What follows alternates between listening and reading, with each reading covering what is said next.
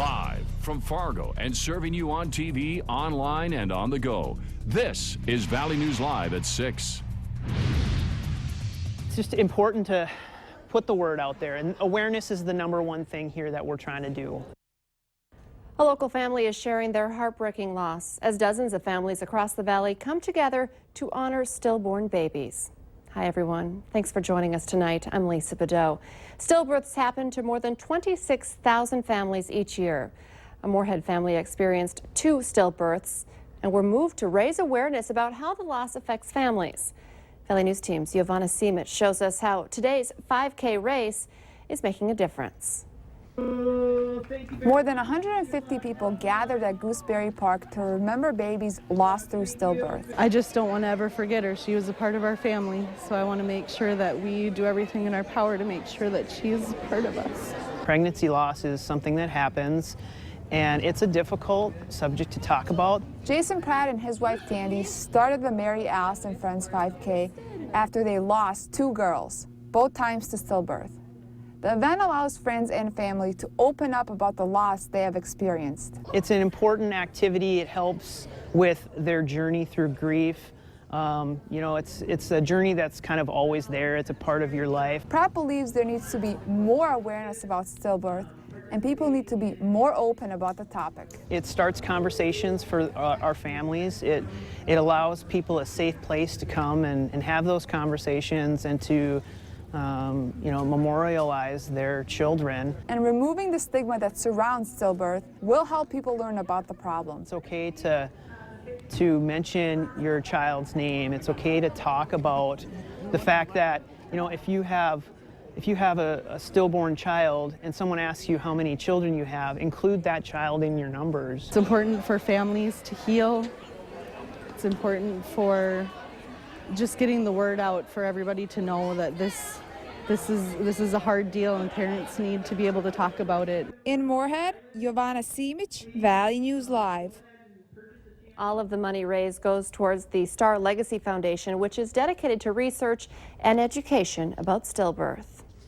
And we're just 1 week away now from another great fundraiser that will also get you up and moving. The 2nd annual Officers Down 5K and Community Day is at Shields Arena in Fargo next Saturday. The kids' run starts at 9:30. At 9:45, there will be a police processional and a moment of silence for Officer Jason Mosier, who was killed while responding to a domestic situation earlier this year in Fargo. The 5K starts at 10 and the Community Day celebrations start at 11. Now, the money raised from this event goes to the Jason Mosier Family Benefit Fund and the Red River Valley Police Auxiliary. You can get you and your whole family signed up or just donate to the cause by heading to our website, valleynewslive.com. Just click on the community tab at the top of our homepage. And it was a slow warm-up, but we're hot now, sitting at 80 in most areas. Let's check in to see what we can expect for the rest of our Saturday with meteorologist Justin Fanfarelli. Hi, Justin. And hi, Lisa, and good evening, everybody. Yeah, we saw partly cloudy to mostly sunny skies. There was a few rogue thunderstorms out there for the day today, but temperatures were a little cooler than they were yesterday and cooler than they are, especially in portions of South Dakota, where they're close to 90 degrees right now up here in Yankton. We're at 80 in Fargo, 74 Jamestown, 68 Devils Lake, and a 72 as we make your way out toward Bemidji. The reason why it's kind of cool out there compared to yesterday is because of the easterly or northeasterly winds, mainly between 10 and 20 miles per hour with slightly higher gusts. We're seeing mainly clear skies on the radar right now. Most of the rain has moved off to the south and to the east and dissipated, but looking off to our west into portions of Montana and western South Dakota, we are seeing severe thunderstorm watches and a few severe thunderstorm warnings out there. Now we have that chance of some severe thunderstorms on the overnight tonight and through tomorrow afternoon. But until then, as we go through later on this evening, we will see skies just cloud up and temperatures falling to near 70 by around midnight. Now we'll have a lot more on those severe weather chances, especially for your Sunday evening, coming up a little later on in the newscast. Lisa? All right, thank you, Justin. We now have new information on the shooting death of a singer who was on NBC's The Voice. Police have now identified the man who they say fatally shot the singer, Christina Grimmie. They say he is 27-year-old Kevin James Lobel. Grimmie was shot and killed while signing autographs after a concert last night. Police say Grimmie's brother immediately tackled the gunman, who then shot and killed himself during the struggle. Police say the shooter did not appear to know the singer personally. They say he had 2 handguns, 2 loaded magazines, and a hunting knife. Detectives are searching his cell phone and social media accounts, looking for a motive for the shooting. A 10-year-old Lake Park, Minnesota girl was killed in a hit-and-run crash.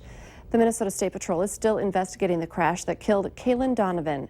It happened on Highway 18 in Aitkin County last night. Investigators say they want to speak to the driver of a white Ford pickup pulling a white fifth-wheel camper with black trim, who is in the area and may have witnessed the crash. There is heavy smoke damage to a home in Hankinson, North Dakota after a late-night fire.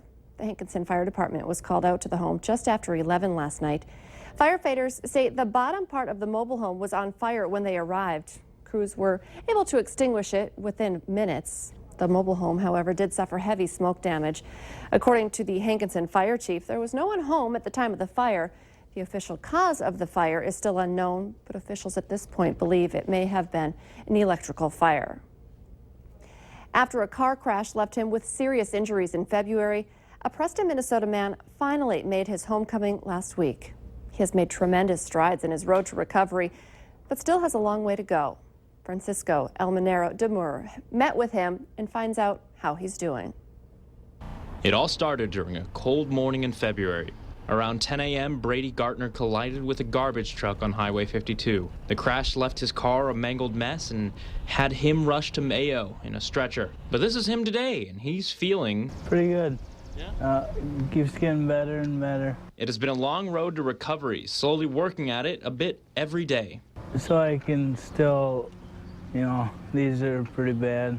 Yeah. And then it's getting better and better. Brady suffered major brain injuries, so talking is still pretty tough for him, but his mom says he's doing exercises to help, and it helps to have a personal nurse. His sister Bailey, who is studying to be a nurse, makes sure that he works out right and doesn't hurt himself. We have chores for him. He actually helps. He actually helped last weekend vacuum the building inside, and we're going to have him doing some handiwork. It's not just family helping out. The sport's been unbelievable for small town USA like this. It really pulls everybody together. It's pretty awesome. We've had people who've helped with, doing mowing around here. The support has even come in form of a GoFundMe set up by one of his friends that raised almost $6,000. All of the support from friends, family, and the community is coming together to help him get back to 100%.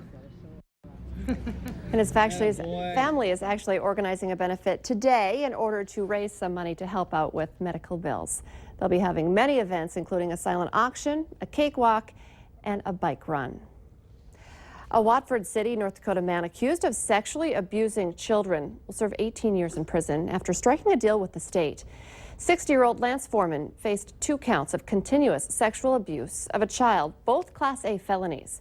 Class AA felonies, rather. The crimes against the victims date back to the 1970s and 80s, but the victims came forward in recent years, and Foreman told investigators they should believe the victims' accusations.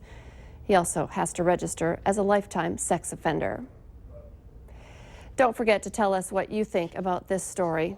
You can go to our Valley News Live Facebook page, comment and like stories. You can also follow the latest news, weather, and breaking news updates anytime on your feed. Just search Valley News Live, like our page, and you'll stay informed throughout the day. Cycling for a Cause. Still ahead here on Valley News Live at 6. We'll check out the Tour de Cure fundraiser. And we did pick up a trace of rainfall in the Fargo area. Otherwise, we had mainly sunny skies, and temperature will reach near 80 degrees for a high. That will all change for tomorrow. Watching some severe weather. We'll have that coming up.